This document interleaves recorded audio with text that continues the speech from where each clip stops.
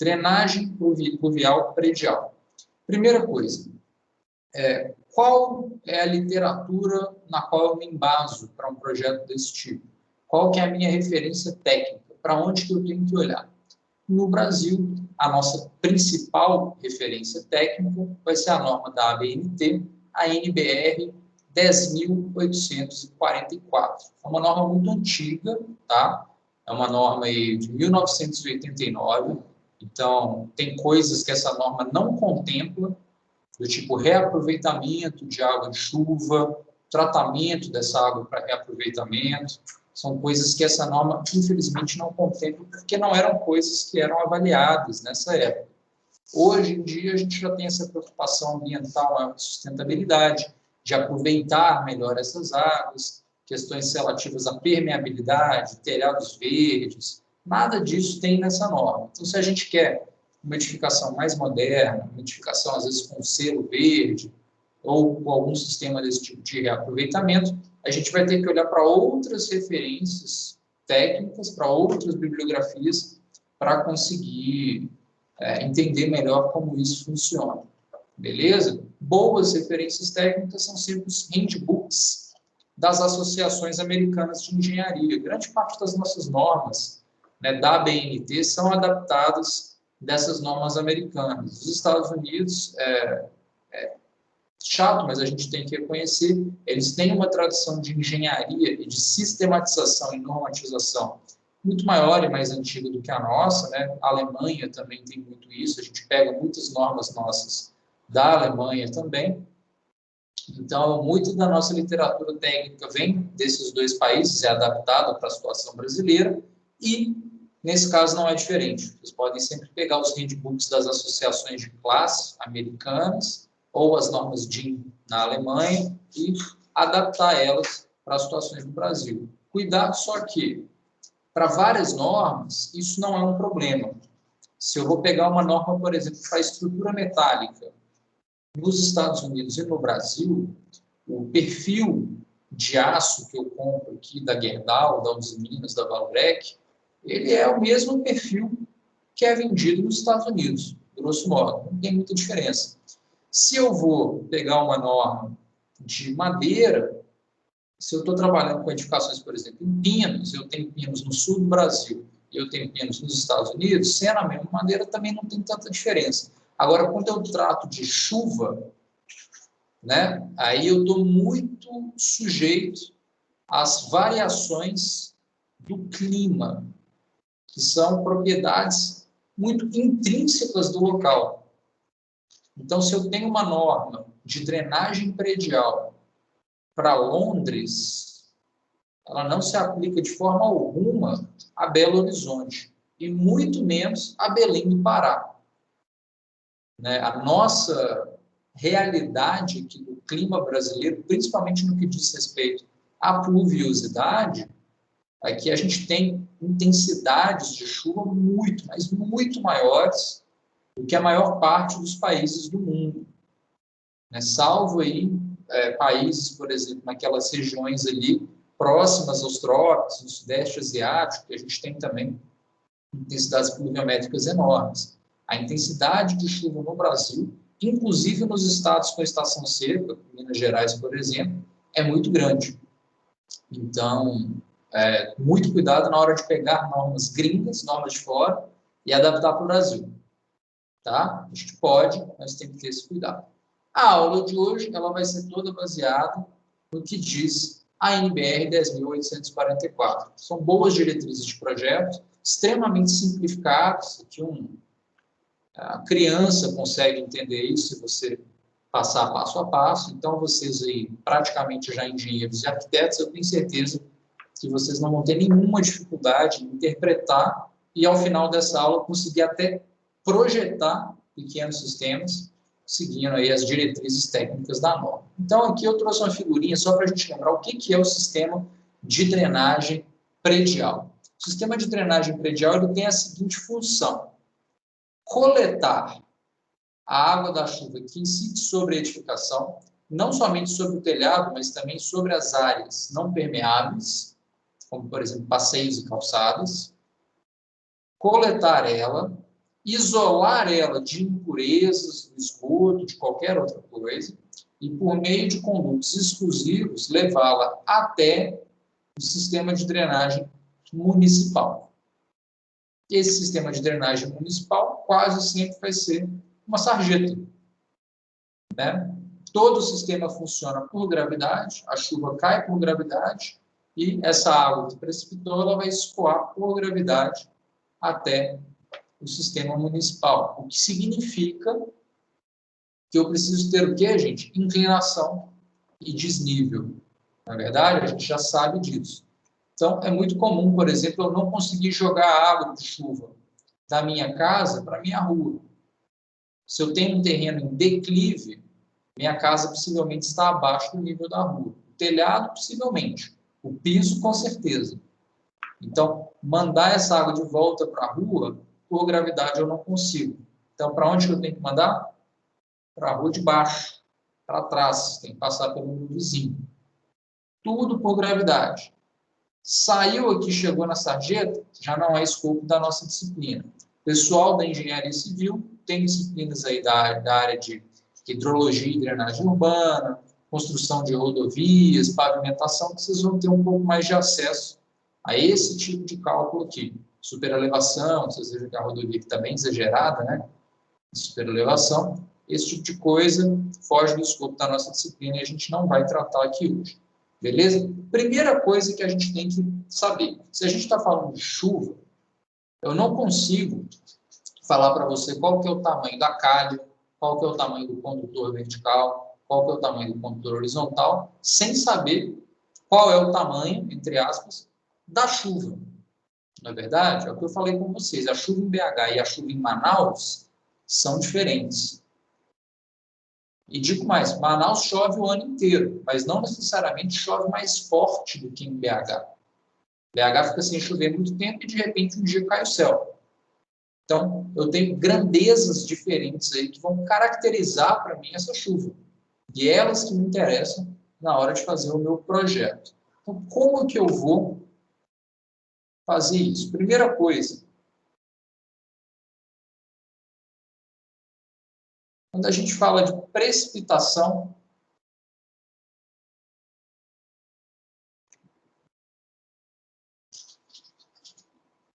pluvial ou chuva. Primeira coisa que eu sempre gosto de lembrar, gente, pluvial com P, tá? Existe fluvial. Fluvial é aquilo que é de rio, ok? Águas fluviais é a água do rio.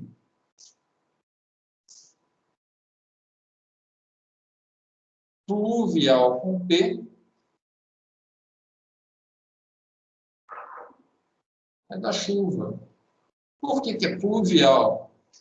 Você vai ter que perguntar para a galera lá de Roma, uns 2000 anos atrás. Plumbus. Plumbus é a nuvem.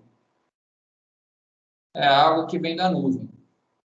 Então, pluvial vem do plumbus, vem da nuvem, vem do céu. Ok? A nossa medida de chuva, o tamanho dessa chuva, quão grande é essa chuva? É chamada de intensidade pluviométrica. A intensidade pluviométrica, ela recebe a letrinha I. E ela é dada, tipicamente, em milímetros por hora. Ok? É a mesma unidade de velocidade. É distância por tempo. E aí a gente fica meio confuso. Mas é uma velocidade? Quer dizer que a água está caindo mais rápido? E se ela estiver ventando e cai mais rápido ainda, como é que funciona isso? É meio esquisito. Mas a gente vai entender. Por que que eu meço a intensidade da chuva em milímetros? Porque eu não sei exatamente onde ela está caindo. Então, vamos supor, eu tenho aqui o município de Belo Horizonte. É mais ou menos assim. Eu posso ter uma chuva que cai só sobre o Barreiro. Eu posso ter uma chuva que cai sobre todo Venda Nova e Pampulha. E eu posso ter uma chuva Ele cai sobre Contagem, Betim, Sabará, Nova Lima, Belo Horizonte, Santa Luzia, pega todo mundo. Vocês concordam comigo que a tendência é, quanto maior a área, mais água está caindo?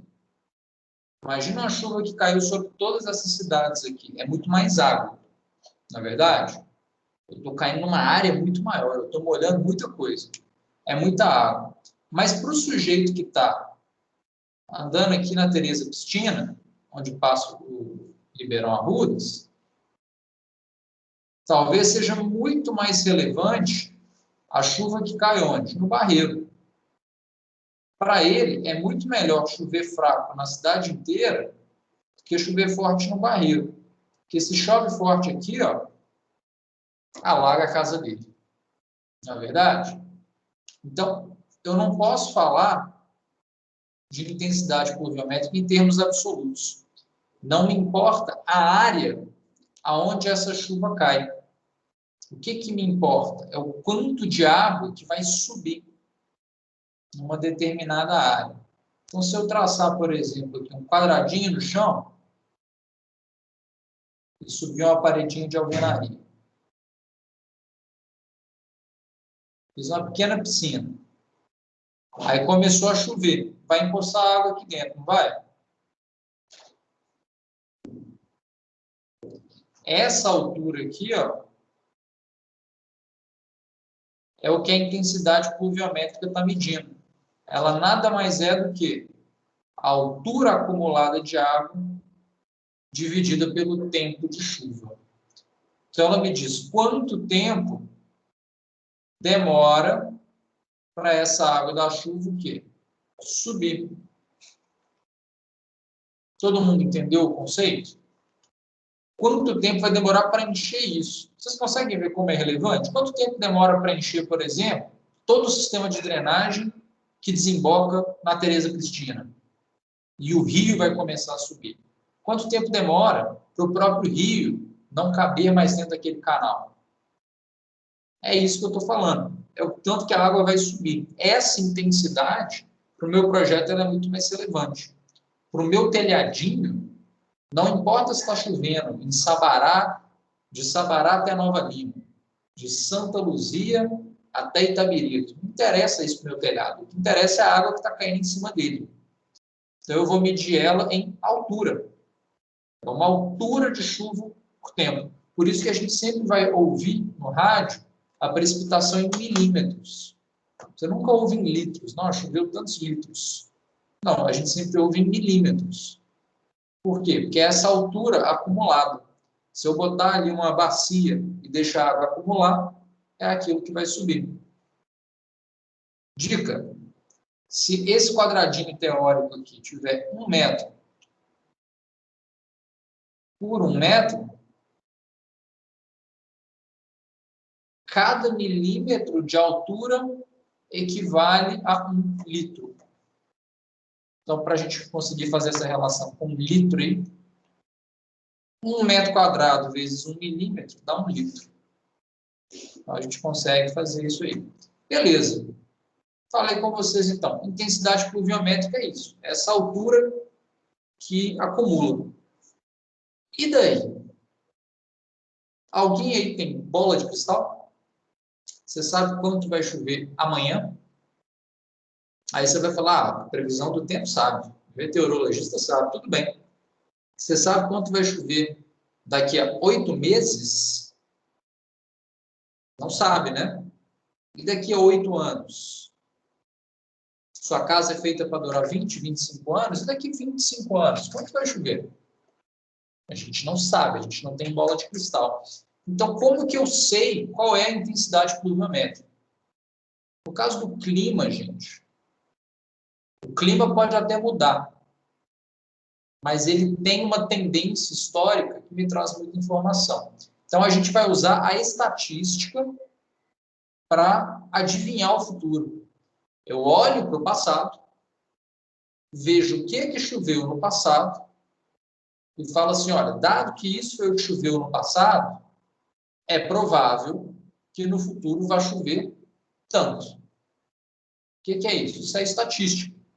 O engenheiro não chuta, o engenheiro estima. Então, a gente vai fazer isso, estimar a chuva futura, baseado não nos astros ou no tarô, mas na estatística e no histórico meteorológico que a gente tem. Existem espalhadas pelo Brasil diversas estações meteorológicas, privadas ou do INMET, que é o Instituto Nacional de Meteorologia, com aparelhinhos que fazem exatamente isso aqui, ó, é o pluviômetro. O pluviômetro é praticamente uma bacia dessa que mede quanto de água caiu lá dentro. Ele mede a intensidade pluviométrica ao longo de décadas. Fica lá medindo. E o INMET ele tem um conjunto de dados muito rico que a gente chama a normal meteorológica.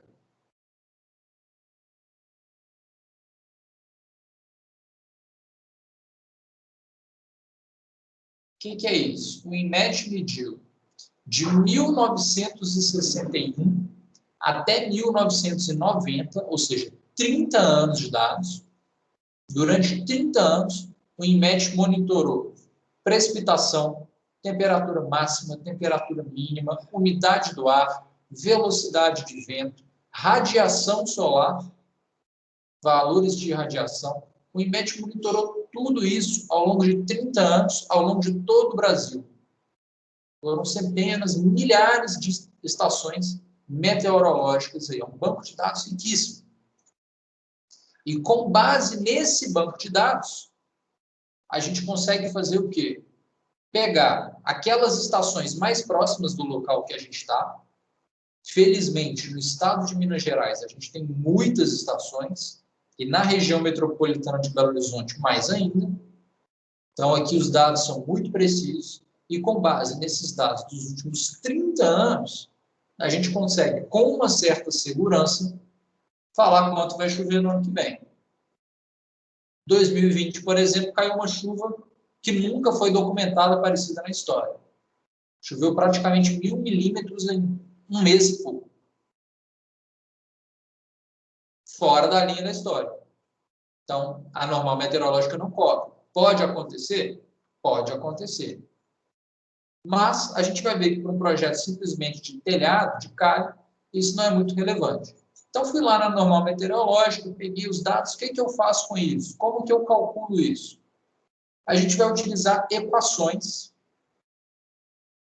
para estimar, então,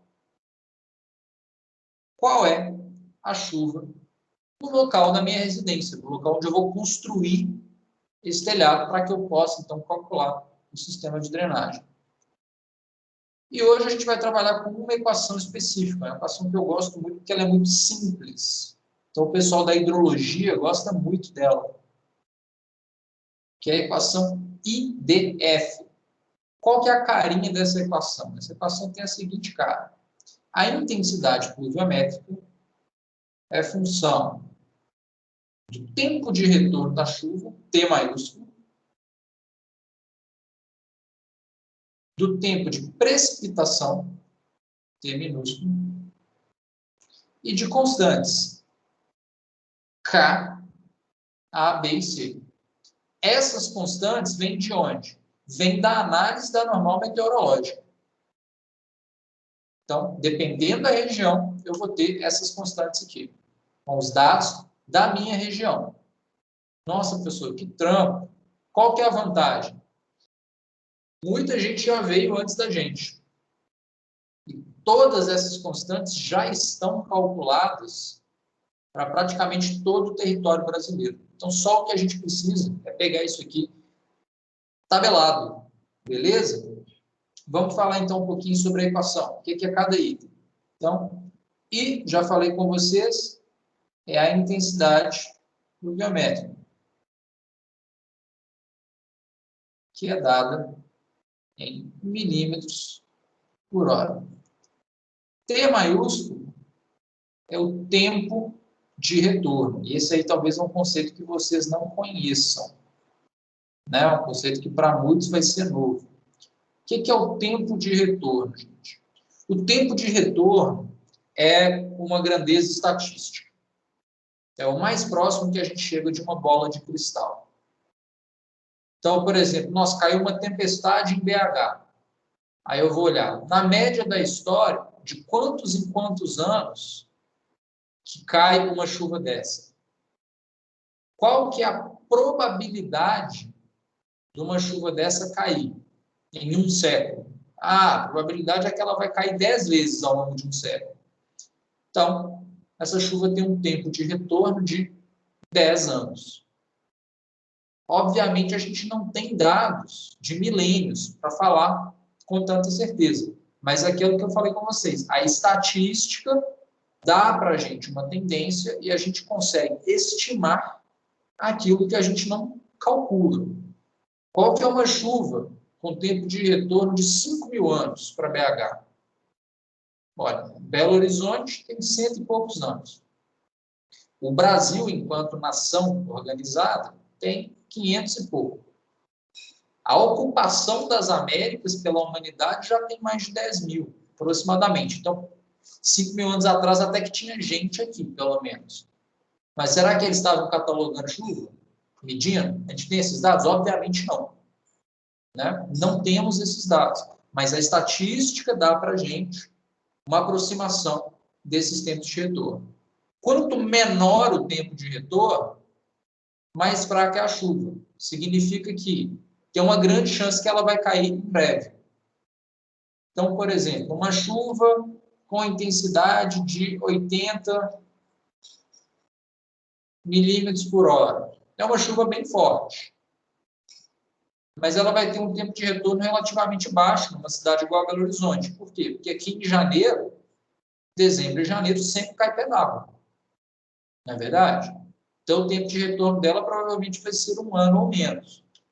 Agora, se eu pego uma chuva com intensidade de 180 milímetros por hora, pode ser que, nossa, caiu na década de 80 uma vez, aí ano passado caiu outra, ou seja, o tempo de retorno é maior, a cada 30, 40, 50 anos. Atenção, o universo não é cíclico, tá, gente? Então, se eu pego uma chuva, por exemplo, com tempo de retorno de 100 anos, eu falei com vocês que no ano passado aconteceu isso. A chuva com tempo de retorno de praticamente 1.000 anos. Acabou com a cidade, destruiu a cidade. Não significa que só daqui 100 anos ou 1.000 anos vai cair de novo. Pode cair no ano que vem. O que isso significa é que a probabilidade de cair de novo é muito baixa, porque é uma chuva completamente atípica. Mas pode acontecer. Isso aqui não é um fato do universo, tá? É uma questão de probabilidade estatística. Qual é o tempo de retorno que eu vou usar para calcular uma estrutura? Isso depende da minha estrutura. Então, vou dar aqui alguns exemplos muito fáceis. Sarjeta. Está até na fotinha ali, a sarjeta. Eu calculo uma sarjeta com tempo de retorno X. Se vem uma chuva mais forte, o que vai acontecer? A chuva dá uma vazão maior do que a sarjeta consegue comportar, a sarjeta transborda. Se a sarjeta transborda, gente, o que vai acontecer? Primeiro, sua calçada vai ficar molhada, mais molhada, né? Porque já está molhada a chuva. Vai ficar um pouquinho molhada ali a mais, e a pista de rolamento dos carros vai acumular um pouco de água, que é até perigoso, pode aumentar o risco de acidente. Mas é só isso. Não morre ninguém automaticamente, não é um desastre enorme, ambiental ou humano. Sarjeta é relativamente pouco importante. Quando eu penso, por exemplo, no vertedouro da barragem de Itaipu, aí vocês vejam lá a barragem de Itaipu, aí imaginem que o vertedouro não dá conta da vazão. Veio uma chuva muito forte, precisei abrir o vertedouro ali para a água descer, para jogar aquela água fora, o vertedouro não deu conta da vazão e a água galgou a barragem. A água passou por cima da barragem, derrubou o barramento e levou a barragem de Itaipu, que até alguns anos atrás, talvez uma década, era a maior barragem de alta doce do mundo. E eu joguei aquilo ali para cima de todo mundo que está lá embaixo. Vai morrer muita gente? Vai ser o maior desastre ambiental do século? É possível que sim. Então, o tempo de retorno para um vertedouro de uma barragem vai ser o quê? Gigantesco. Para a barragem de Itaipu, particularmente, eu já vi parte do memorial de projeto é de 5.000 anos. 5.000 anos. Quer dizer, não pode, de forma alguma, falhar aquela estrutura. E telhado? O que vocês acham que telhado? Calha? Se a calha falhar, está mais próximo da sarjeta ou está mais próximo de Itaipu? Está mais próximo da sarjeta, né? Eu diria que é mais irrelevante do que a sarjeta na maior parte dos casos. Então, o tempo de retorno, gente, para as estruturas de drenagem predial, ele vai ser de 5 anos para a cobertura. É o mesmo que a gente usa para sarjeta, boca de lobo, 5 anos. E se for drenagem de pátio, né, de piso térreo, vai ser de apenas 1 ano. Então, por exemplo, um dreno num pátio, um ralo num pátio. Se ele transborda, o pátio vai ficar com mais água. As crianças não podem jogar bola. Mas é só isso. Não dá muito problema. A calha pode até dar, porque dependendo da posição da calha, pode acabar infiltrando água na sua laje, se ela, porventura, vier a transbordar. Mas, irrelevante. Isso não é tão grave. Então, 5 anos para estruturas de cobertura e 1 ano quando eu tenho estrutura de drenagem de pátio. Beleza? Como eu falei com vocês, o Tzinho é o tempo da chuva, ou tempo de precipitação.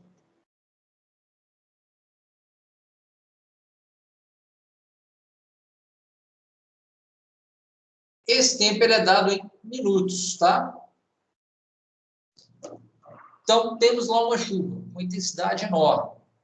Essa chuva, quando cai um pé d'água, muito forte, esse pé d'água ele dura geralmente, a maior intensidade dele dura 5 minutos ou dura 3 horas? A chuva pode durar 3 horas. Tem dia que a chuva dura 24 horas. Mas tem momentos que ela está muito forte, tem momentos que ela está fraca. Aquele momento que ela está forte, que é o momento crítico, quanto que dura? No caso de telhado, a gente vai considerar um tempo de 5 minutos. Esse tempo, gente, ele tem uma importância muito grande para estruturas de drenagem urbana. Por quê? Quando começa a chover no Barreiro, a água que caiu lá no prédio da Pitágoras, ela gasta um tempo para chegar até o Ribeirão Arrudas. Mesmo a Teresa Cristina está ali do lado, ela gasta um tempo. Ela passa, desce, cai na cobertura do prédio, desce pela estrutura de drenagem, chega na estrutura municipal, vai descendo em direção à avenida, demora um pouco para chegar. Se até ela chegar no Rio, a chuva já diminuiu de intensidade, isso é bom, porque diminui a chance do rio transbordar. No caso de um telhado, as coberturas geralmente prediais elas são muito pequenas para esse efeito ser notável. Começou a chover no topo do seu telhado, até a água que caiu no topo chegar na calha é uma questão de segundos. Então, 5 minutos é tempo mais do que suficiente para a sua estrutura de drenagem predial já estar saturada. Aqui o tempo não é tão importante para a gente, por isso a gente considera um tempo curtinho. 5 minutos é da norma, beleza? E essas outras letrinhas aí, K, A, B, C, são o quê? Constantes. Como que eu sei essas constantes? Aí agora eu vou, assim, falei com vocês, posso pegar tabelado, não tem problema nenhum, mas eu tenho uma maneira que eu gosto mais. Então, um programinha que ele é gratuito, que ele é da Universidade Federal de Viçosa. Eu tentei compartilhar aqui, deu pau. Deixa eu compartilhar a tela inteira, que vai ficar mais fácil.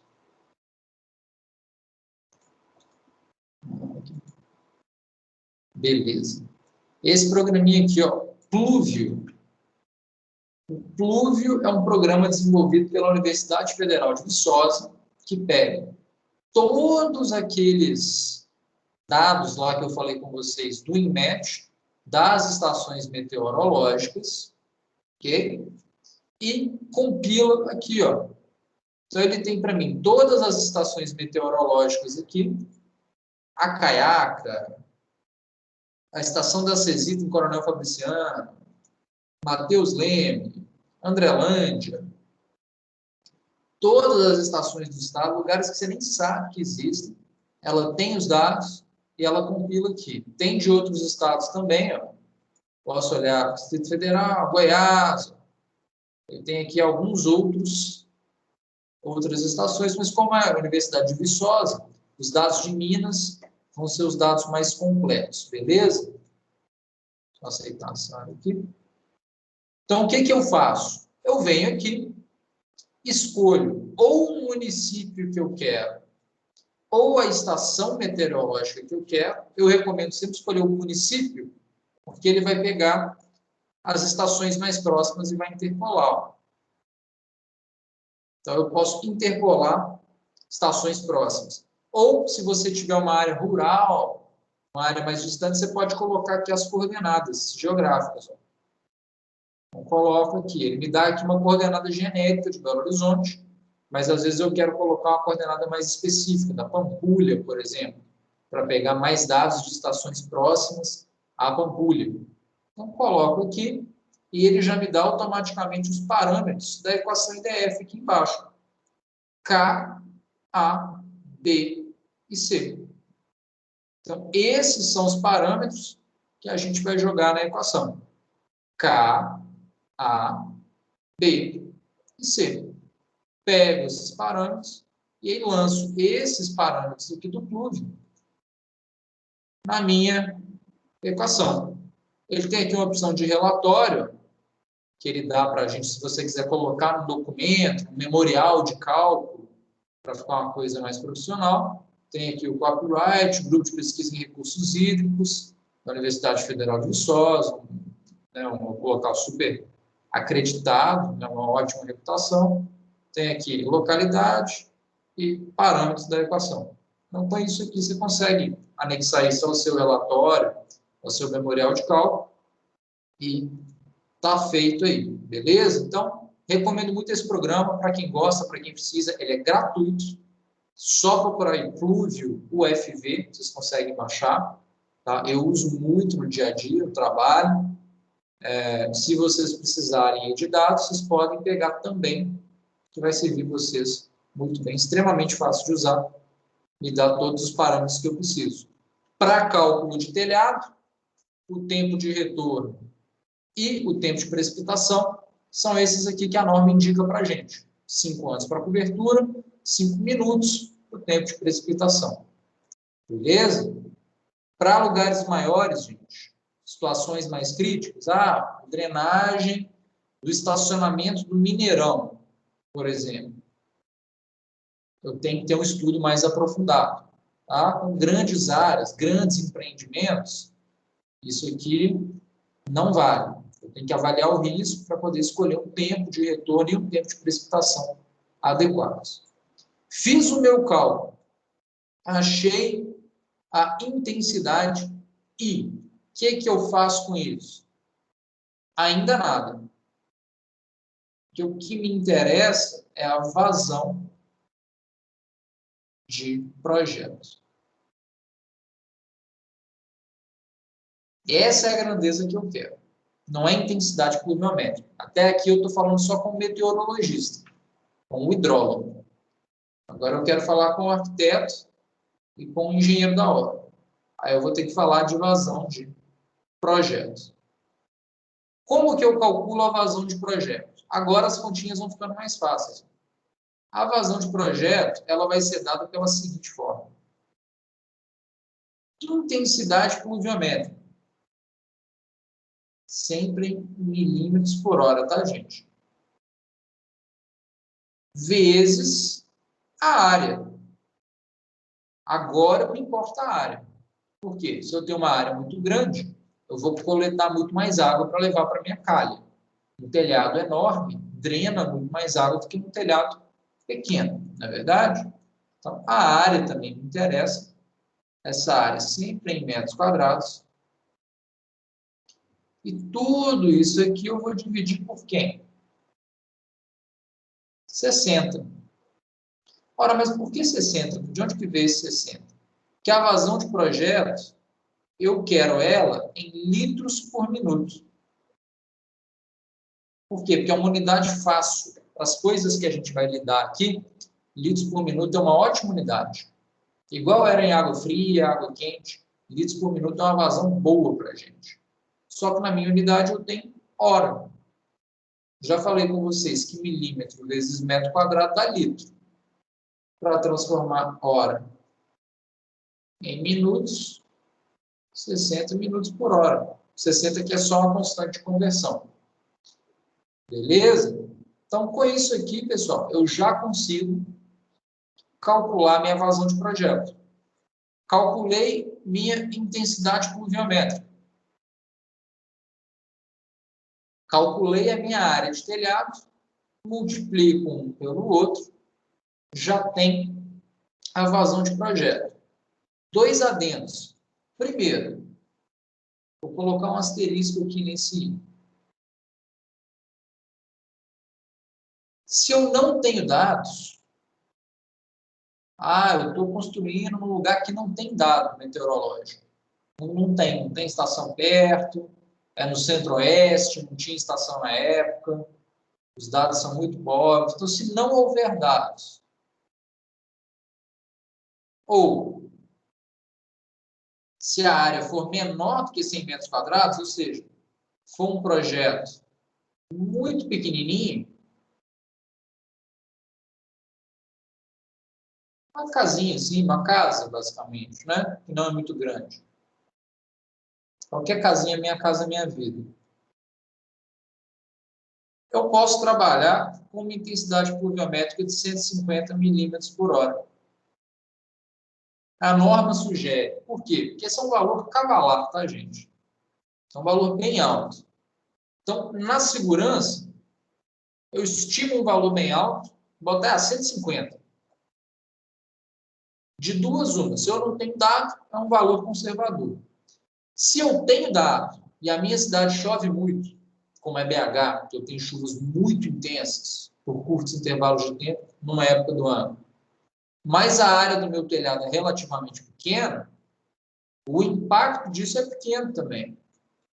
Se a cada 3 vezes no ano a minha calha transborda um pouco, isso provavelmente não é um problema para a obra como um todo. Então, a norma sugere isso aqui. Eu, pessoalmente, sempre fico calcular. Mas a gente vai ver que são poucas as situações e as localidades em que a gente vai ultrapassar essa barreira dos 150 milímetros por hora. Beleza? Então, só jogar aqui na fórmulazinha e calcular. Só que tem um porém. Essa área daqui, que área que eu uso? Então, vamos dizer que está chovendo.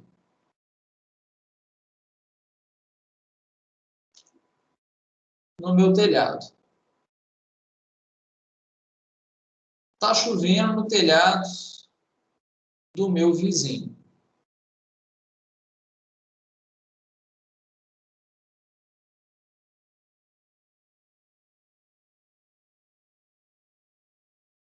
O meu telhado ele tem uma área em planta e uma área real. O do meu vizinho, que é plano, ou quase plano, ele tem praticamente a mesma área em planta e real. Qual área é essa? Que área que entra nessa forma? Que área que eu uso? É a área em planta?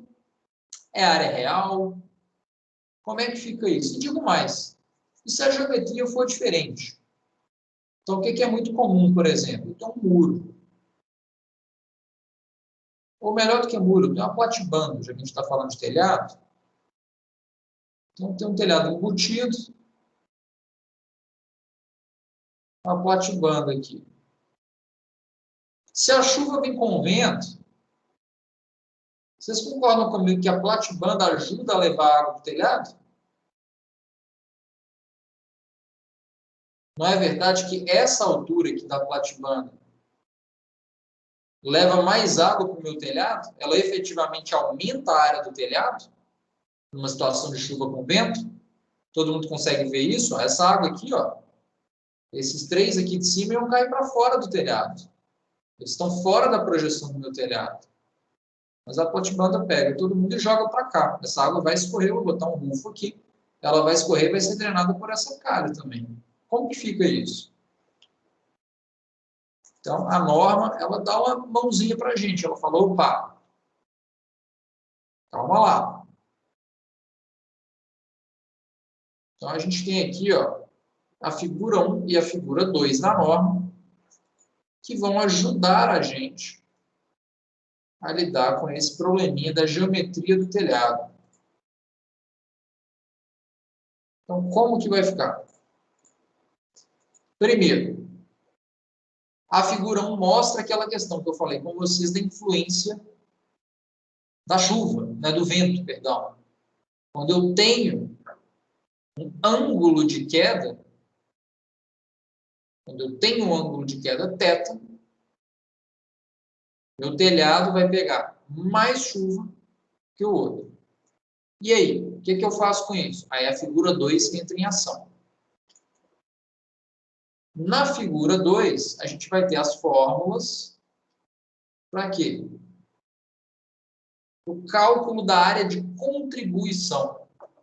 A área de contribuição é diferente de área em planta.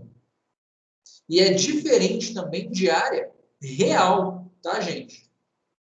Eu não pego a área real do telhado também, não. Eu pego a área em planta. Perdão, eu pego a área corrigida. Eu não pego nem a em planta, nem a real. Então, a área corrigida que vai ser a nossa área de contribuição, que vai ser a área da fórmula. Como é que fica? Se eu tenho uma superfície plana e horizontal, então, por exemplo, um pátio, a área é A vezes B, é a área do retângulo. Ah, professor, e se o meu for circular? É a área em planta, né, gente? Uma superfície plana horizontal, eu vou pegar a área em planta, está tudo ótimo. Superfície inclinada, aí já tem o nosso telhadinho clássico aqui, ó. Olha como é que fica essa fórmula. A fórmula tradicional seria o quê? A área em planta é A vezes B, não é? A sendo a projeção horizontal deste trecho do telhado e B sendo aqui o comprimento desse telhado. Beleza? Só que eu tenho uma alturazinha aqui. Então, a norma sugere para a gente usar essa fórmula. Largura do telhado, vejam aqui que é só essa face, tá? Não está pegando das duas faces, não. Aqui é só uma face. Só essa. Para a outra, tem que fazer a mesma conta. Então, para essa face daqui, eu vou pegar a largura A, vou acrescer metade da altura do telhado e multiplicar pelo comprimento. Beleza? Só isso. Aí, se eu pegar a área real, aí você vai ter que calcular essa hipotenusa aqui, ó, triângulo de Pitágoras, raiz da soma dos quadrados de A mais H. Você vai ver que é mais conta e não vale a pena. Então, é uma forma simplificada que ajuda a gente a contabilizar a influência dessa inclinação. Da mesma forma, a norma vai dar para a gente para muro. Então, se eu tenho um muro, uma superfície vertical, eu considero metade dela como sendo superfície de contribuição para a drenagem. Ou seja, se eu tenho uma chuva muito inclinada, boa parte vai parar no muro e vai ter que vir para esse dreno aqui. Ah, professor, e se a chuva vier do outro lado?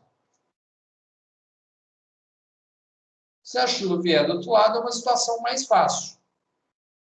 Até porque a chuva aqui, ó, menos chuva vai cair nessa área de drenagem. Só que eu nunca projeto para a situação mais fácil, né, gente? Eu não projeto uma garagem para a situação em que ela tem 0 carros. Eu não projeto uma piscina para a situação em que ela está vazia. O projeto é sempre feito para a situação crítica.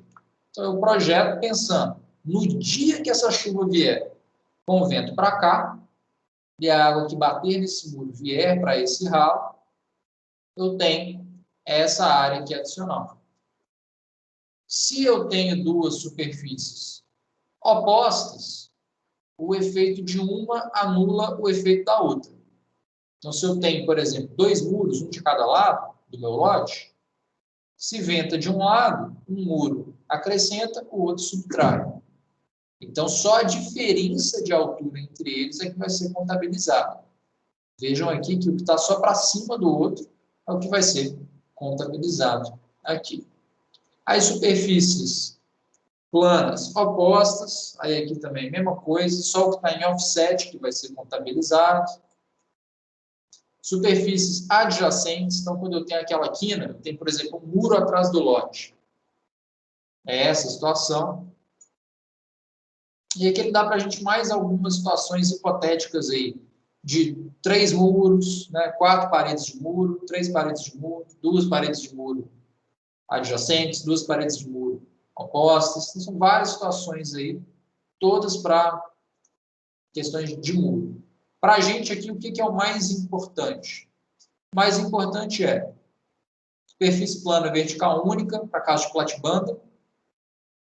Vai funcionar igualzinho isso aqui. Tá? Aqui, na norma, eles desenham um muro com um ralozinho. Mas para platibanda seria a mesma conta. E telhado inclinado. Prestem atenção. Isso aqui, gente, é para cada água, tá? A cada água eu faço essa conta. Ah, professor, se minha água não tiver um formato retangular, né? Então, fiz lá um telhadinho de 4 águas, clássico.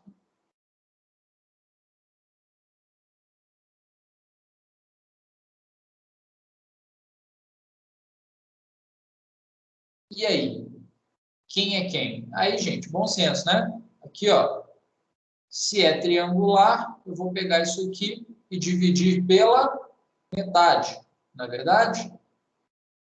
Se for triangular, a área vai ser metade daquela área ali do retângulo. O triângulo na metade do retângulo? Então, tá aí. Ah, professor, e se for o paralelepípedo? A área do paralelepípedo não é base maior vezes mais base menor, dividido por 2? Então, eu vou pegar justamente isso. A área vai ser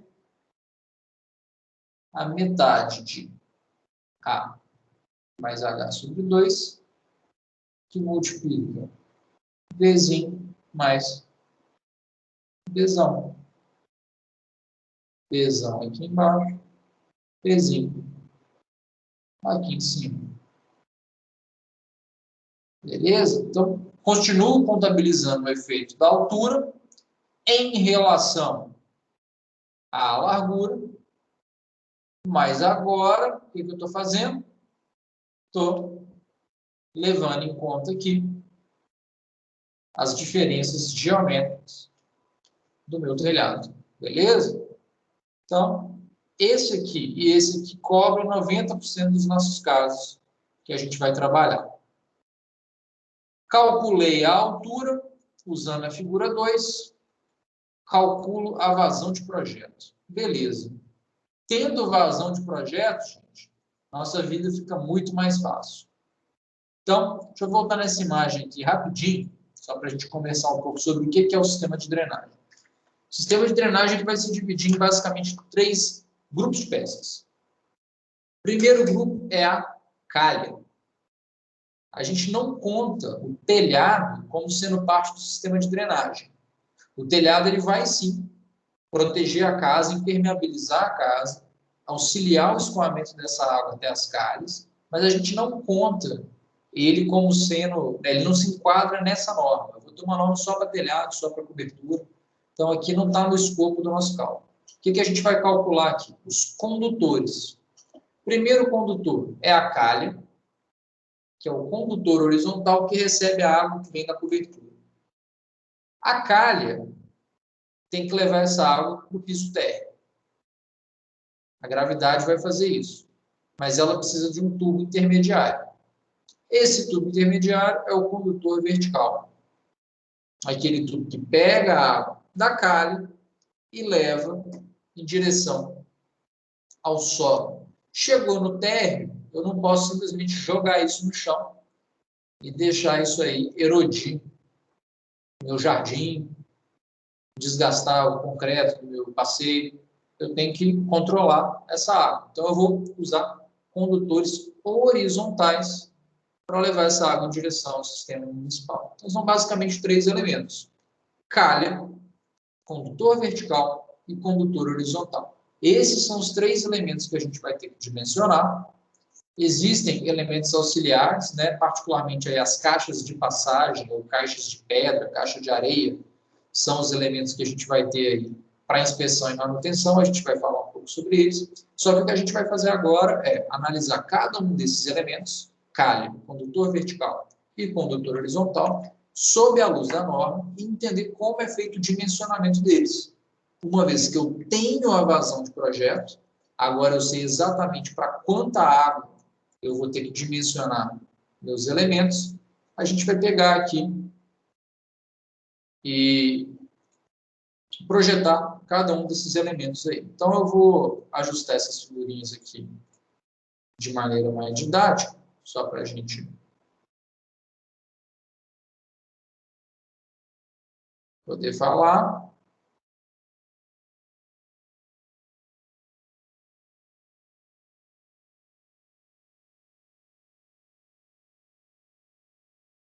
Isso não era para estar aqui. Um segundinho. Vou dar spoiler para vocês.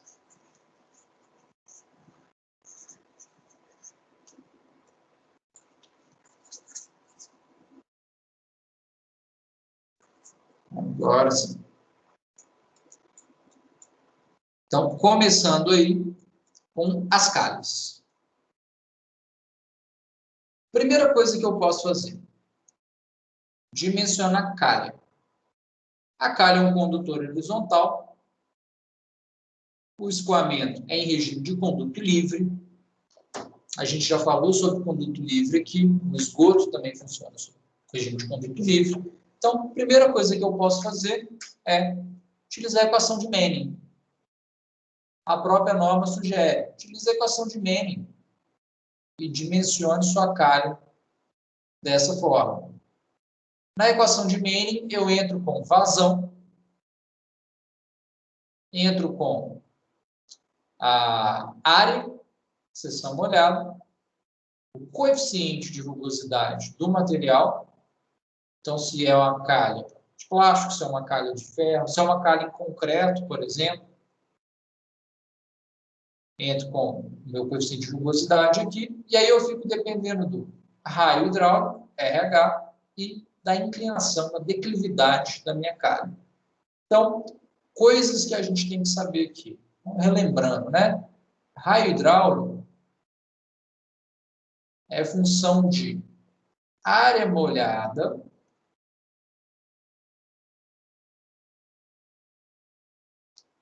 dividido pelo perímetro molhado.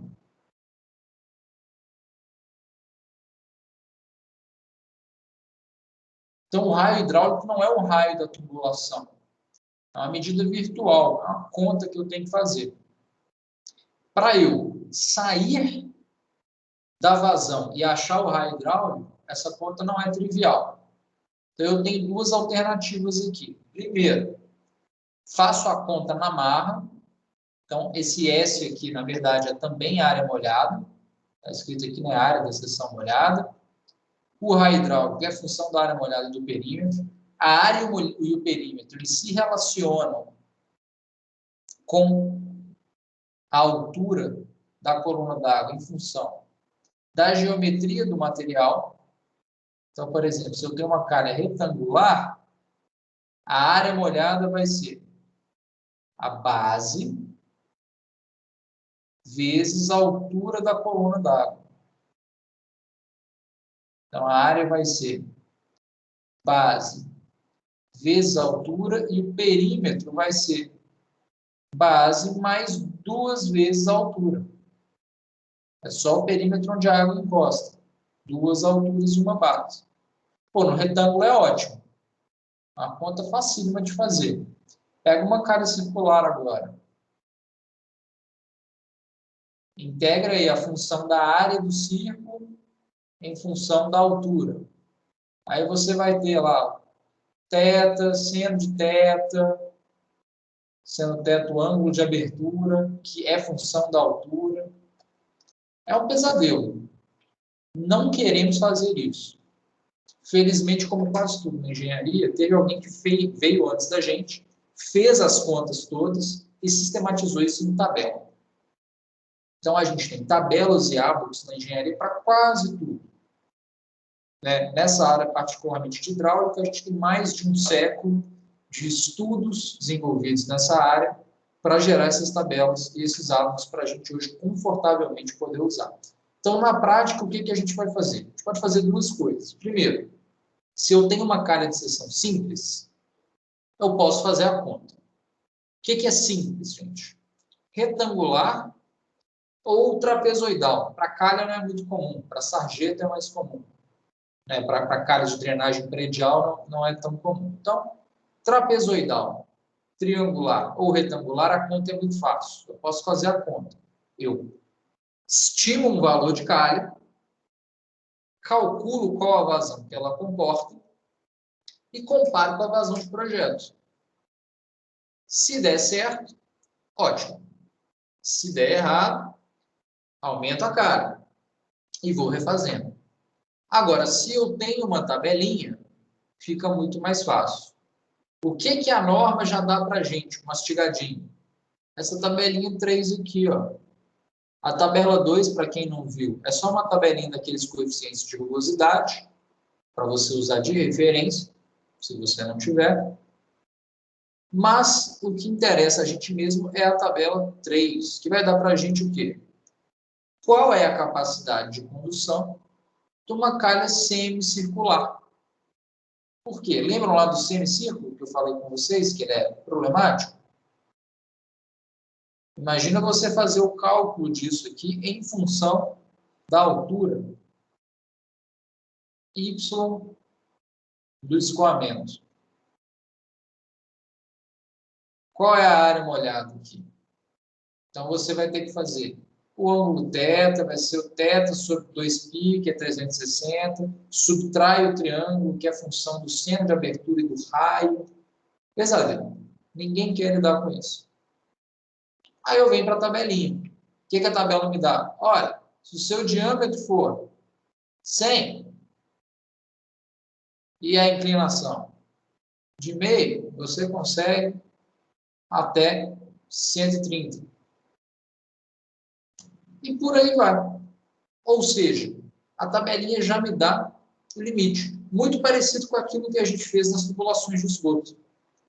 Eu olho qual que é o menor diâmetro que aguenta a minha vazão dentro da declividade de projeto que eu estou tolerando.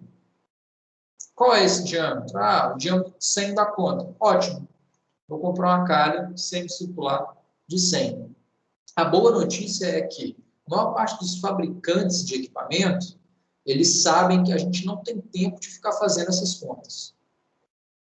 Peraí, deixa eu pegar meu livro de hidráulica, revisar o conceito de perímetro molhado, pegar aqui umas tabelas de geometria, resolver uma integral. Não, a gente não tem esse tempo.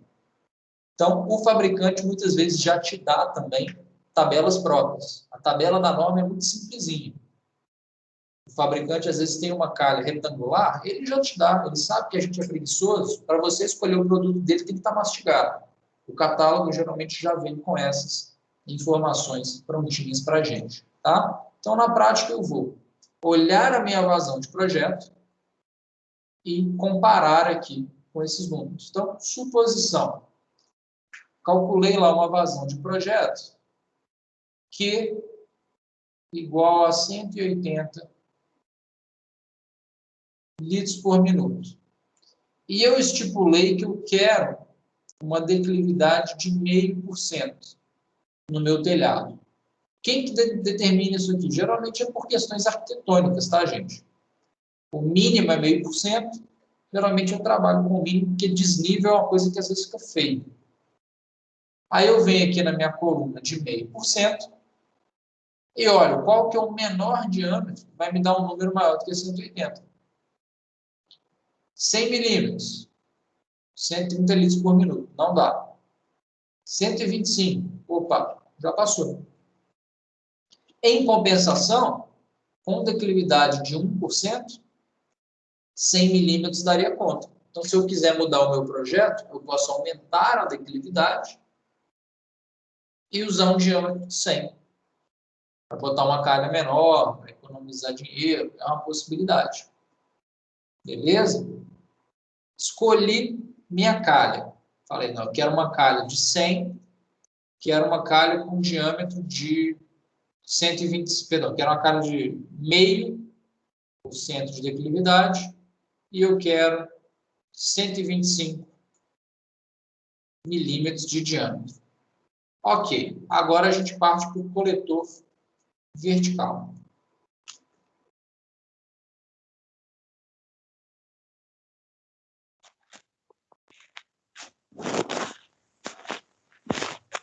Tem alguém com o microfone aberto, gente. Querem perguntar?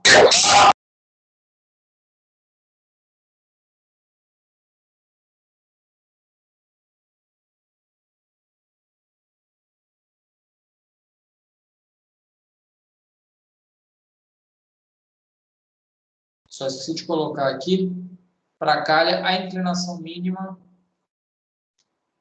é de meio, tá, gente? Não pode ser menor do que isso, e o motivo é bem simples. Ainda que consiga escoar, às vezes é uma chuva pequena, é uma área pequena, você fala, ah, professor, mas vai dar conta de escoar. Por que eu tenho que ter essa inclinação de meio? Me parece exagerado. Inclinações menores do que meio, a velocidade de escoamento cai muito. Está aqui na equação de Menion. Quanto menor a inclinação, menor a vazão, menor a velocidade também. Se eu passo esse S para o outro lado dividindo, Q por S é velocidade. Se a velocidade de escoamento é pequena, eu começo a acumular sedimento. Então, por exemplo, areia, folha, bicho, matéria orgânica, tudo que chega ali pode acabar ficando acumulado. Então, para evitar esse acúmulo, o que eu faço? Eu coloco uma velocidadezinha maior na água para a água levar esses sedimentos embora junto com o escoamento da chuva. Tá bom? É por isso que eu tenho essa inclinação mínima. Não obedecer ela, coloca em risco o meu sistema. Aí eu posso começar a gerar o quê? Acúmulo de sedimento na minha calha. Cheguei no coletor vertical. O coletor vertical ele não tem problema de inclinação, a inclinação dele é infinita, ele é 100% vertical. O diâmetro mínimo dele é de 70 milímetros. Esse coletor, gente, ele deve ser em prumada única, tá? Ele não pode ficar fazendo curva e pegando trecho horizontal, ele tem que ter só queda. O que é tolerado é que ele tenha uma variação para se aproximar da parede. Então, por exemplo, eu tenho aqui o meu telhado, tenho aqui uma calha para coleta, essa calha leva para um coletor, e aí esse coletor ele vai, por exemplo, chegar junto à parede da edificação. Isso é tolerado. Mas eu não posso ficar fazendo outras curvas aqui, passeando com ele horizontalmente, tá? Então, aproximar da parede, tudo bem, para não ficar um tubo despencando no além. Mais do que isso, não é tolerado. A gente tem dois gráficos aqui. Qual que é a diferença entre eles? O de cima é aresta viva. O que significa isso? Eu tenho uma calha e a inserção do condutor vertical nessa calha é de 90 graus. A água que está aqui, ela tem que despencar. Isso aqui, em função da tensão superficial da água, é um pouco mais difícil. A alternativa que eu tenho é que eu tenha um funil. É uma transição mais suave, que resulta num escoamento mais fácil para a água. Então, quando eu tenho funil, as minhas condições de escoamento são um pouquinho melhores. Tá? Não significa que eu preciso ter funil, mas é uma coisa que eu posso ter. Se eu quiser diminuir o meu tubo, ter o funil ajuda nisso. Beleza? Como que vai funcionar o dimensionamento do coletor vertical? O ábaco é um pouquinho complicado. Eu vou precisar que vocês prestem atenção agora para entender. Na próxima aula a gente vai ter cálculo disso, então a gente vai pegar esses ábacos e dimensionar um sistema. Então, fiquem tranquilos, a gente vai ter esse momento. Mas agora eu preciso de atenção de vocês. Então, vamos lá. Primeiro, diâmetro mínimo 70. Tá? A norma estipula, menor do que isso a gente não usa. No eixo horizontal, a gente tem aqui vazão, tá? Vazão Q em litros por minuto. Então, todos esses números aqui são números de vazão de projeto em litros por minuto. No eixo vertical, eu tenho meu diâmetro. Vocês estão vendo aqui o diâmetro D em milímetros. E agora eu tenho dois conjuntos de linhas. As linhas retas que eu tenho aqui são de H. H a gente entende como altura, né? Altura de quê? É o que a gente tem que se perguntar. Então, essas linhas aqui de H é altura de quem? Da lâmina d'água na calha.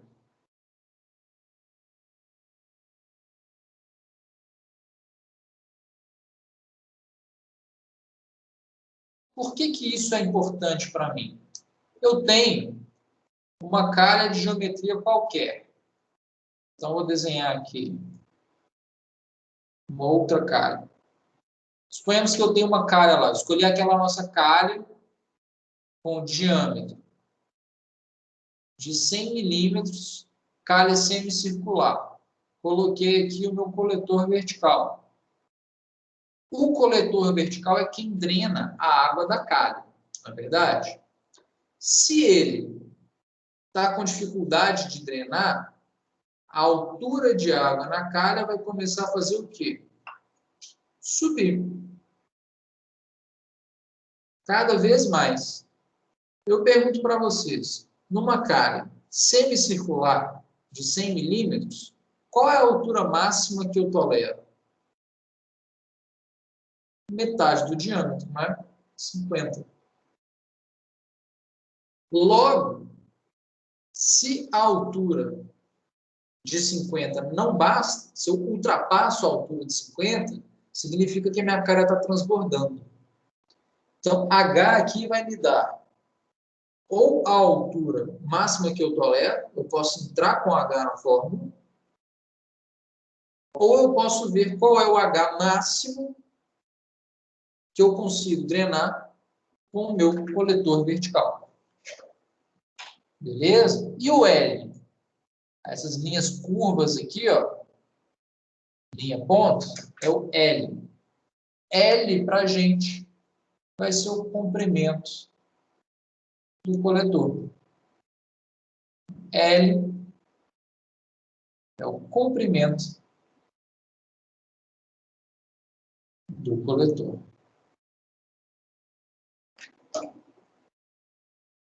Então, duas possibilidades.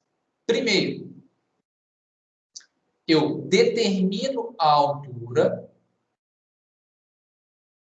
cruzo com a minha vazão e verifico o diâmetro. O que pode acontecer? Então, vamos lá. Falei com vocês que nossa altura mínima, melhor, nossa altura máxima, era de 50.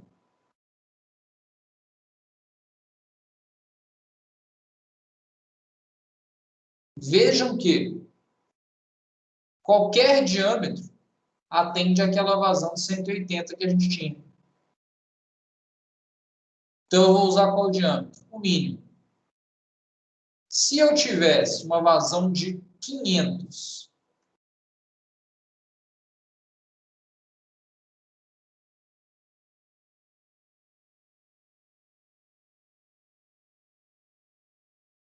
o diâmetro mínimo continua atendendo. Mas vejam que agora eu cruzei uma linha de L. Cruzei várias linhas de L, na verdade. Desde o L infinito até o L 0,6 metros. O que isso significa? Isso significa para mim que até uma altura tal do meu coletor vertical, eu consigo escoar. Mas se ele for muito curto, eu não consigo mais. Então, vejam aqui o que vai acontecer, por exemplo, se eu disser para vocês que meu coletor vertical tem só 30 centímetros. Ó. Essa linha 0,3 aqui. Olha o que vai acontecer. Deixa eu fazer essa linha mais retinha. Então, saí aqui. Fui subindo. Quando eu chego aqui, ó, quando eu cruzo a linha do 0,3, vejam que eu estou acima dos 70. Ou seja, quando o meu coletor vertical é muito curto, a altura dele começa a ser um impedimento para o escoamento. Se ele é muito comprido, se eu tenho um prédio muito grande, o escoamento aqui não é por gravidade, quanto mais alto, melhor. Então vejam aqui, por exemplo, o L infinito, para cima de 25 metros, nem faz diferença qual altura essa água está caindo. Ela desce com toda a velocidade. Ela chega em velocidade praticamente terminal. Nem me interessa mais se o prédio tem 100 andares ou se ele tem 10. De 6 metros, que é uma casa de 2 pavimentos, para 25, que é um prédio de 8 andares, pouca diferença. Agora, de 1 metro para 6 metros, a diferença é gigantesca. De 0,3 metros para 1 metro, a diferença é gigantesca. Por quê? Quanto menor a altura, quanto menor o comprimento do meu coletor vertical, menos tempo essa água tem para acelerar, menor é a velocidade dela, mais difícil é o escoamento. Então, aqui eu posso fazer duas coisas. Primeiro, entrar com a altura limite, verificar se a minha vazão com a altura limite está dentro da altura do meu coletor. Nesse caso aqui, a gente está vendo que para 70, dá. Desde que o meu coletor tenha aqui mais de 1 metro de altura. Se o meu coletor tiver menos de 1 metro de altura, não dá. Qual que é o outro cenário que eu posso fazer? Eu sei o comprimento do meu coletor. Então, eu tenho, por exemplo, uma casa de 2 pavimentos. Eu estou nessa linha aqui. Ó. Eu entro com ela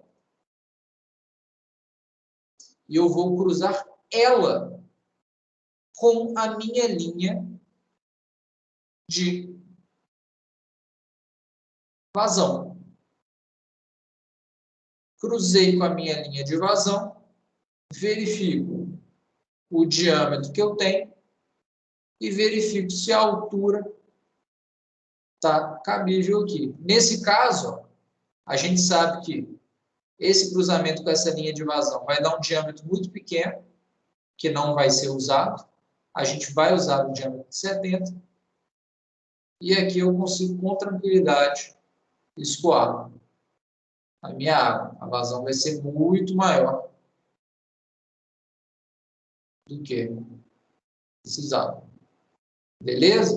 Então, um procedimento relativamente simples. Para a maior parte dos telhados residenciais, 70 milímetros dá conta e sobra. Vocês vejam aqui aquela primeira vazão que eu coloquei. A gente não precisou nem de olhar para ela. 70 milímetros dá e sobra. Muitas vezes, por comodidade, a gente pega tubo de 100 milímetros para tudo. Compra tubos de 12 metros, né, para calha, para isso, sai utilizando o mesmo tubo. Então, 100 milímetros é muito comum utilizar. Um tubo de 100 milímetros aguenta bastante água. Então, a gente pode usar aí sem medo. Levei do coletor vertical para baixo. O que eu vou fazer agora? Vou cair nos meus condutores horizontais.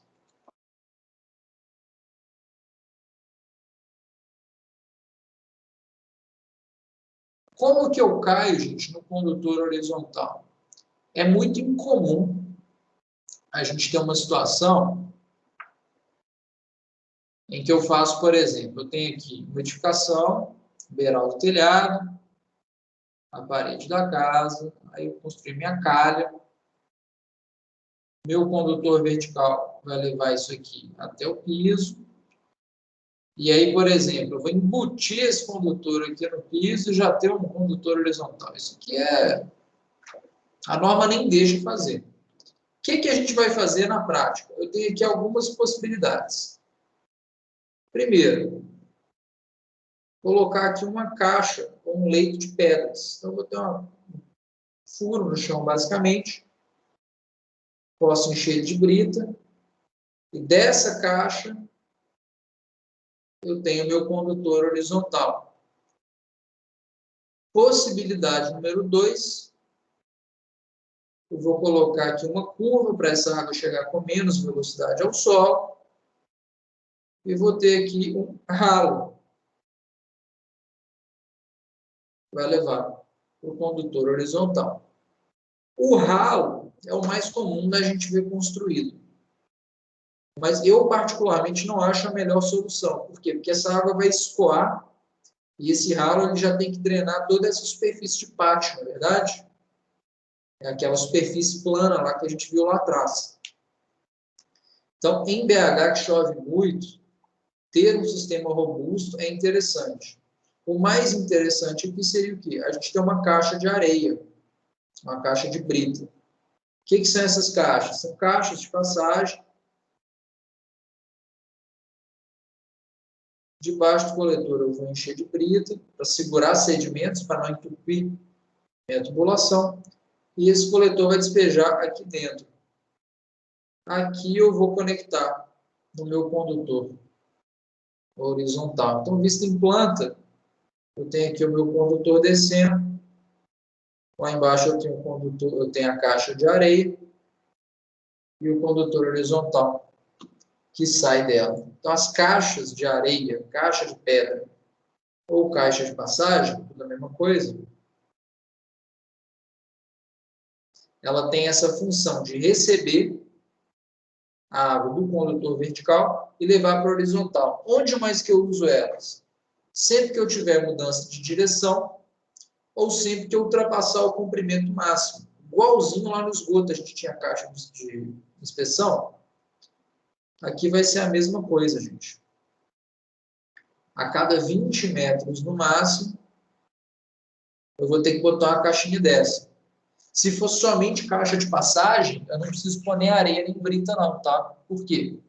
É só para inspecionar e dar manutenção. Agora, se está vindo do coletor vertical, é bom eu colocar brita, por quê? Para quebrar a energia cinética da água. A caixa vai ser também um dissipador de energia. A água chega do coletor vertical com muita energia e a função da caixa é quebrar essa energia. Beleza? Coloquei aqui e levo embora. Pode falar. Mas por que eu não posso fazer direto? Tipo, além da energia, por que eu não poderia fazer direto? Direto, o que você chama de direto? Ligar a vertical já na horizontal. Você não Tipo, pode por uma questão de curva, basicamente. Assim, o seu risco é que você traz a água aqui, faz uma curva e embute isso, por exemplo, no contrapiso. Essa curva aqui é um ponto de acúmulo de sedimento. Entupiu aqui, ó, folha, bicho, tudo isso que vem junto com a água pluvial, isso aqui gera entupimento. Então, aqui é um ponto de risco e a manutenção vai ser difícil, porque se eu entupo aqui, qual que é o meu ponto de acesso sem quebrar o contrapiso? Ou eu vou pela calha com uma sonda, lá na conexão do tubo vertical, ou eu vou lá na próxima caixa de passagem com uma sonda para fazer esse desentupimento. Se eu tenho uma coleta, aí talvez assim, uma questão que talvez você já tenha visto, seja mais pertinente a sua questão. Se isso não está embutido no piso, o que é muito comum? Eu tenho uma drenagem de pátio, né? Então eu tenho, por exemplo, um prédio. O prédio está aqui, o nível do solo está aqui, e eu tenho, por exemplo, 2 pisos de subsolo de garagem. Né? Então, toda a água que é drenada aqui do prédio, seja da cobertura, seja do pátio, ela vai ser levada para cá, muitas vezes, para a laje da garagem. Aqui na laje da garagem, você não vai ver a caixa. Na laje da garagem, você pode ter a conexão. Geralmente, a gente coloca aquelas conexões com tampa, justamente para facilitar a manutenção, para eu poder tirar ali, desenroscar e desentupir, se for o caso. Mas aqui, sim, eu posso colocar um joelho. Porque deu problema, eu vou lá, troco a conexão, tiro a conexão e mexo. É relativamente fácil o acesso. Embutido no contrapiso, você não pode, porque o risco de entupimento é enorme, a manutenção fica dificultada. Agora, se for exposto na laje do subsolo, aí sem problema, é uma coisa que você vai ver muito em prédio com garagem com subsolo. Entendi, obrigado. Por nada. Então, coloquei aqui a minha caixa, a cada 20 metros, vou levando. Sempre que eu tiver mudança de direção, ou sempre que o condutor passar de 20 metros em comprimento, mesmo esquema do esgoto. Aqui o comprimento é um pouco maior, né? No esgoto a gente fala 12 metros. Aqui a gente fala em 20 metros. Por que disso? Pode ser que seja, né? Essas normas elas são discutidas pela sociedade civil, universidades, fabricantes de equipamentos. Pode ser que o pessoal tenha tido um consenso diferente. Agora, na minha cabeça faz muito sentido, porque a tubulação do esgoto ela tem muito mais sólido. Então, a chance de eu ter um entupimento, de eu ter um problema é muito maior. Por isso, o comprimento menor ali, tolerado. Aqui eles falam a cada 20 metros, é um comprimento maior já. Eu gosto de trabalhar a cada 12 metros, porque é o comprimento do tubo, então é relativamente simples. Passou 12 metros, faz uma caixinha. Passou 12 metros, faz uma caixinha. Eu acho que é uma boa prática de engenharia, facilita muito a vida de quem vai eventualmente dar manutenção nisso, diminui o risco de ter problema, mas a norma tolera até 20 metros de comprimento. Como é feita a escolha aqui? Igualzinho é no caso do esgoto, igualzinho a gente fez para as calhas. Eu tenho valores de inclinação, diâmetros, e a diferença aqui é que eu tenho valores de rugosidade. Por quê? O condutor horizontal ele pode ser plástico, PVC, que eu vou pegar esse menor número aqui de rugosidade, menor coeficiente de rugosidade, mas os condutores horizontais, às vezes eu tenho tubulações em concreto, dependendo do tamanho da edificação, eu vou ter anilhas de concreto, né, peças cerâmicas, peças de maior rugosidade, de forma geral. Posso, inclusive, ter condutores feitos em alvenaria, dependendo da situação. E aí eu vou ter rugosidades maiores, que resultam aí em vazões menores. Então, vejam aqui, por exemplo, um condutor horizontal de 100 milímetros e 1%. Se ele for de plástico, ele consegue carregar até 287 litros. Mas, se ele for de um material mais rugoso, ele só consegue transportar 243. Então, aqui nesse caso, né, para o condutor vertical, a gente vai trabalhar quase sempre com plástico ou metais. Né, aquelas peças galvanizadas são muito lisas também. O coeficiente de rugosidade é muito próximo. Para as calhas, também. Calha de telhado, geralmente também esses materiais. Agora, o condutor horizontal, muitas vezes a gente trabalha com outros materiais, ele pode ser mais pesado, porque a carga dele não está suspensa, está no próprio solo, muitas vezes. Aí a gente tem que se atentar a essa questão da rugosidade. Mas é só avaliar qual é a minha vazão e procurar aqui o diâmetro que atende dada a inclinação que eu tenho. Beleza? Com isso aí, pessoal, a gente consegue basicamente dimensionar todo o sistema de drenagem de uma edificação. A gente aprendeu a calcular a intensidade da chuva, que não é uma coisa trivial. Então, pego a minha região, falo assim, quanto que chove aqui? Isso é fundamental. Grande parte dos projetos falha por causa disso. O sujeito pega literatura estrangeira, aí está lá, chuva de projeto, 100 milímetros por hora. Cara, isso em BH chove 2 vezes no ano, pelo menos. Então, assim, sua calha vai falhar consistentemente. Lembrando que uma coisa é a calha em condição operacional, outra coisa é a calha na vida real. O sujeito não limpa, acumula sólido, passarinho faz ninho dentro da calha, folha, bicho, sujeira que acumula, né? Então, tudo isso dificulta o funcionamento do sistema.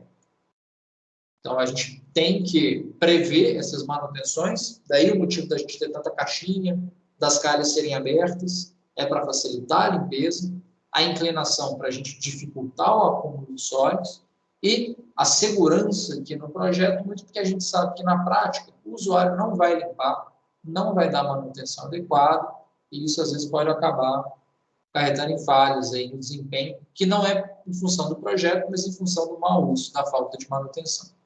Então, calculamos a chuva, sabendo a chuva a gente pode calcular a vazão de projeto, lembrando que a área do telhado ela tem que ser o quê? Corrigida. A área de contribuição da chuva não é a área em planta, salvo no caso da superfície plana horizontal. Então, a gente vai considerar sempre o pior cenário, chuva inclinada, né, tal como mostrado aqui na figura da norma. Temos aqui cálculos para todo tipo de área, vocês imaginarem. Na prática, a gente vai usar muito o quê? Superfície inclinada, superfície plana. No caso de platibanda, a gente tem aqui também os cálculos para superfícies verticais quaisquer. Atenção, se eu tiver platibanda ao redor do telhado inteiro com a mesma altura, vejam que eu caio nesse caso aqui, ó, 4 superfícies planas verticais. Então, só se uma for mais alta, é que eu vou ter diferença, tá? Se todas forem da mesma altura, uma anula a outra. Se a chuva vier de um lado, eu pego de um lado, mas do outro eu tiro. Então, não faz diferença. É só quando eu tenho diferenças de altura que isso é relevante. Tá? Calculei minha vazão de projeto, agora é só calcular calha, condutor vertical e condutor horizontal. A calha, tabelinha. Se eu não quiser seguir tabelinha, posso fazer a conta? Pode. Mas na prática, gente, você não vai ficar fazendo essa conta. Não para drenagem predial, tá? Porque, eu quero usar uma calha retangular, a calha toda diferentona. Seu fabricante tem tabela. Te garanto. Você não vai achar um fabricante no mercado que não tem um catálogo técnico com as tabelinhas dele de vazão. Todos têm. Para isso que ele tem uma equipe de engenharia, para fazer esses cálculos para você não ter que fazer. Quando que você vai ter que fazer essa conta? Na prática, que eu já vi só para situações maiores. Predial 1. O sujeito está fazendo a drenagem do estacionamento novo do BH Shopping. Aí você vai fazer conta. Não é uma situação trivial. Uma área de contribuição gigantesca, se assemelha muito mais a um projeto de drenagem urbana do que a drenagem do telhado de uma casa. Então, esses projetos enormes, cobertura do Mineirão, aí sim, a gente vai fazer conta. Agora, para calha, até mesmo para prédio residencial, torre residencial com 30 apartamentos. Isso aqui, ó, satisfaz. Essas tabelinhas. Não vou ter que me preocupar com essas contas de equação de Manning, tá? O coletor vertical é o mais chatinho. A maneira mais fácil que a gente tem de calcular é com o auxílio dos ábacos. Os ábacos têm essa dificuldade de ser um pouco embolado. Na prática, 70 milímetros, que é o diâmetro mínimo, atende a muita coisa. E se o meu diâmetro for maior, quer dizer, se a minha vazão for muito grande, eu precisar de um diâmetro maior, eu venho aqui no ábaco, jogo o diâmetro e verifico se ele atende à minha vazão em função ou da altura da lâmina d'água ou do comprimento do coletor. Beleza? Tem que passar nas duas, obviamente. Por fim, os coletores horizontais. Tem uma tabelinha aqui que é bem completa. Essa tabela, gente, eu não sei... não, está até aqui, ó. Ele fez a tabela com a altura de lâmina d'água igual a 2/3 do diâmetro, tá? O que isso significa? Significa que o sujeito que fez essa tabela, ele considerou a seguinte situação. O tubo consegue escoar aquela vazão, mas ele está cheio até aqui, ó. Isso aqui é 2/3 do diâmetro. Essa é uma situação confortável de projeto? Eu, particularmente, não acho, não gosto, não uso nos meus projetos. Nos meus projetos eu uso o quê? Meio. Eu gosto de trabalhar com meia seção. É um cálculo muito mais seguro. A norma trabalha com 2/3. Por quê? Porque isso aqui é uma norma de drenagem pluvial predial. Ela é pensada para prédios residenciais, principalmente, pequenos prédios comerciais. São estruturas pequenas e de risco pequeno. Eu venho da área industrial. Eu trabalho com estruturas maiores. Eu não me sinto confortável de trabalhar com 2/3. Você vai dimensionar, aí vai da sua prática de engenharia e do seu conforto de falar, mas esse é um risco que eu posso assumir tranquilo. A norma te resguarda. Pode trabalhar com 2/3. Se você pegar o catálogo do fabricante, ele nem tem 2/3 geralmente, ele vai ter 75, né? Geralmente o fabricante vai te dar 0,25, meio e 75. E seção cheia. Tem gente que calcula para seção cheia. Seção cheia significa que seu equipamento falhou. Está trabalhando com um conduto forçado. Significa que seu ralo está transbordando. Você está confortável com essa situação? Eu não gosto. Então, só como uma ressalva aí, para a maior parte de vocês, irrelevante, na prova vocês podem usar essa tabela, a norma, eu vou colocar para vocês no Google Drive o texto de referência para vocês usarem, tá? Na próxima aula a gente vai usar. Então, podem usar sem problema, mas quem trabalha na área, quem faz cálculos aí maiores, quem quer otimizar serviço, toma cuidado com isso, tá? A norma é aquilo. Alguém, 32 anos atrás, foi lá, escreveu um documento, a galera olhou, discutiu, falou, tá bom. Mas quem assina a ART não é a norma. A BNT não assina com você. O nome que está na reta é só o seu.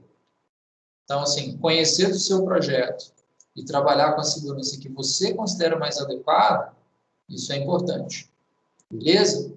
Próxima aula, o que a gente vai fazer? Próxima aula, a gente vai pegar uma residência real. Eu escolho aqui na hora com vocês, a gente vai lá no Google Earth, vai num bairro bacana, que tem aqueles telhados cheios de água, 7 águas, não sei o quê, vai lá no Mangabeiros, escolhe uma mansão, pega um telhado lá e calcula toda a drenagem da casa do sujeito. A gente calcula a chuva para Belo Horizonte, calcula as áreas de contribuição do telhado dele para cada água, a gente vai estipular quantos coletores verticais eu quero, é uma coisa que a gente não discutiu hoje, que eu vou discutir na hora. Então, por exemplo, eu tenho uma calha horizontal. Será que toda a minha calha horizontal vai para um coletor só? No Minha Casa Minha Vida, sim. Eu tenho uma casa aqui que tem 6 metros de frente, 10 metros de fundo. Eu jogo toda a água para um coletor só. Telhadinho 2 águas, basicão, tá ótimo. Agora, lá na casa do bacana, no Mangabeiras, o cara tem um telhadão lá diferentão, é a casa dele que às vezes tem 30 metros. Então, essa calha aqui, ó, está recebendo 30 metros de água. A inclinação mínima, eu falei com vocês que é de 0,5%. Isso aqui, gente, dá uma diferença de altura, um desnível de 15 centímetros. É muita coisa. 15 centímetros é notável. Arquitetonicamente, isso aqui ficou horrível. Parece que a cara está quebrada, capenga, assim, caindo do telhado. É horroroso. Então, o que a gente pode fazer? Eu posso fracionar essa calha, né? Ao invés da água descer toda num sentido e eu ter aqui um coletor vertical, o que faz mais sentido eu fazer? Eu dividir esse telhado em várias águas. Eu fragmento ele aqui, aqui e aqui. Então, por exemplo, tudo que está aqui, desce para cá. Tudo que está aqui, desce para cá. 2 divisores de água. Dessa forma, eu tenho o quê? 3 coletores, ao invés de 1, mas eu tenho desníveis muito menores. Ao invés de ter 15 centímetros de desnível, agora eu vou ter quantos? 5. Porque eu tenho 3 quedas. muito melhor, né? Muito melhor trabalhar com 5 que trabalhar com 15. Então, essa é a ideia. A gente vai discutir isso mais aprofundadamente na próxima aula, essa questão de layout, o arranjo, como que eu coloco, tá? Quando a gente for fazer o nosso projetinho. Na prova, o que eu vou cobrar de vocês? Exatamente o que a gente vai fazer na próxima aula. Eu dou para vocês um telhado, um projetinho, e eu falo, projete, calcule vazão, calcule intensidade pluviométrica, calcule área de contribuição do telhado, especifique diâmetro de calha, número de calhas, inclinação da sua calha, qual vai ser o desnível, onde vão estar seus coletores, onde vão estar suas caixas de passagem, condutores horizontais, qual a inclinação do seu condutor horizontal, diâmetro, tudo isso. Então, vocês fazem um projeto completo, vocês vão ver que não é tão difícil. A gente vai fazer juntos na próxima aula. Na próxima aula, eu gostaria que vocês trouxessem calculadora, papel e caneta. Vocês vão rabiscando junto comigo aqui, fazendo as contas junto comigo para treinar. E aí, na prova, vocês já vão estar um pouco mais tranquilos para poder fazer isso. Na próxima aula, a gente conversa um pouco sobre prova também, como é que vai ser, o que eu vou cobrar, qual o tamanho da prova. Mas já adianto que vai ser bem parecido com a primeira, mesmo esquema. Vou cobrar mais essas questõezinhas de projeto, tanto de esgoto quanto de drenagem pluvial. Beleza? Ficou alguma dúvida, pessoal? Tem alguma coisa que vocês querem perguntar da matéria ou não? Eu sei que tem um pessoal que estava com a questão do AVA que eu fiquei de olhar. Eu vou abrir no meu AVA aqui enquanto isso, mas vocês podem falar. Tem alguma questãozinha? Ficou algo? Bom, todo mundo quietinho, todo mundo silencioso. Eu acho que ou não teve dúvida ou não entendeu nada. Eu espero que seja mais para não ficou dúvida. Então, eu vou parar a gravação por aqui, gente. Agradeço a atenção de todo mundo, tá? Estamos chegando no final do curso. Semana que vem é a nossa última aula já.